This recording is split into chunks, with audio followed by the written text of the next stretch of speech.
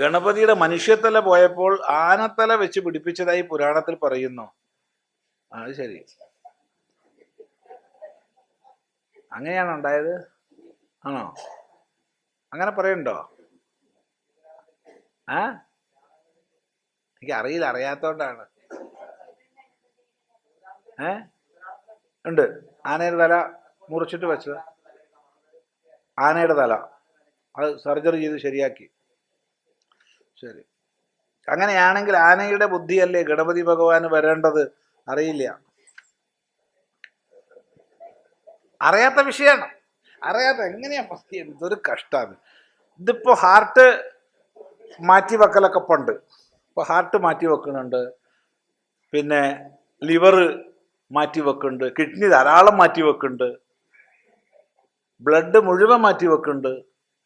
തല മാറ്റി വെക്കൽ ഇപ്പൊ വിജയിച്ചിട്ടില്ല. എന്തായാലും ഉറപ്പാണ്, കുറച്ചു കൊല്ലം കഴിഞ്ഞാൽ വിജയിക്കും. കുറച്ചു കൊല്ലം കഴിഞ്ഞാൽ വിജയിക്കും. കാരണം ശാസ്ത്രം അത്രയും ഗവേഷണങ്ങൾ മുന്നോട്ട് പോകുന്നുണ്ട്. ഇപ്പൊ അതിസൂക്ഷ്മ നാഡികളെയൊക്കെ യോജിപ്പിക്കാനുള്ള ഇപ്പൊ നമുക്ക് ആയിട്ടില്ല. കാരണം അത്രയ്ക്കധികം അതിസൂക്ഷ്മ നാഡികളാണ് പോകുന്നത്. അതിനെ മുഴുവൻ യോജിപ്പിക്കണം. സാധിക്കുമെന്നാണ് ഞാൻ വിശ്വസിക്കുന്നത്. ഒരു 10-100 കൊല്ലമൊക്കെ കഴിയുമ്പോൾ തലമാറ്റി വെക്കൽ ഓപ്പറേഷൻ വരും, സർജറി വരും എന്നാണ് ഞാൻ വിശ്വസിക്കുന്നത്.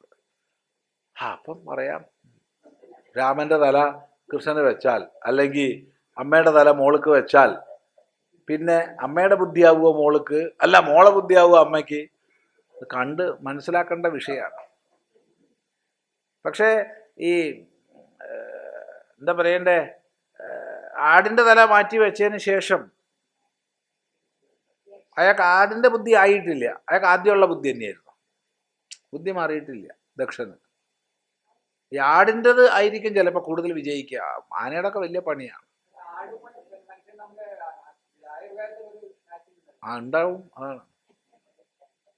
ആ ആടിന്റെ തല വെച്ച് കൊടുത്തിട്ടുണ്ട്, പിന്നെ ആടിന്റെ വൃഷണം വെച്ച് കൊടുത്തിട്ടുണ്ട്.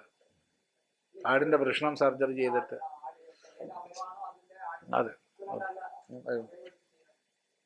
ആടിന്റെ വൃഷണം വെച്ചത് ഈ അശ്വിനികുമാരന്മാർക്ക് മതിയായില്ല. അത് ദേവലോകത്തുള്ള ഡോക്ടർമാരെന്ന് പറഞ്ഞാൽ അശ്വിനികുമാരന്മാരാ. പക്ഷെ ഇത് അവർക്ക് പറ്റുന്ന സർജറി അല്ല. അതിന് എക്സ്പെർട്ടീസ് മതിയാവില്ലായിരിക്കാം. എന്നിട്ട് പ്രത്യേകം പിതൃദേവന്മാരെ കൊണ്ടുവന്നതാണ്. അതെ, തമാശയല്ല. വാൽമീകി രാമായണത്തിൽ പറയുന്നുണ്ട്, പിതൃദേവന്മാരെ കൊണ്ടുവന്നിട്ട് ആ പിതൃദേവന്മാരാണ് ആടിന്റെ പ്രശ്നം എടുത്തിട്ട് ഇന്ദ്രനെ വെച്ചു കൊടുക്കുന്നത്, സർജറി ചെയ്തിട്ട്. അപ്പൊ അതൊക്കെ പറഞ്ഞിട്ടുണ്ട് തലേക്ക്. ആനയുടേത് എനിക്ക് അറിയില്ല എങ്ങനെയാണ്.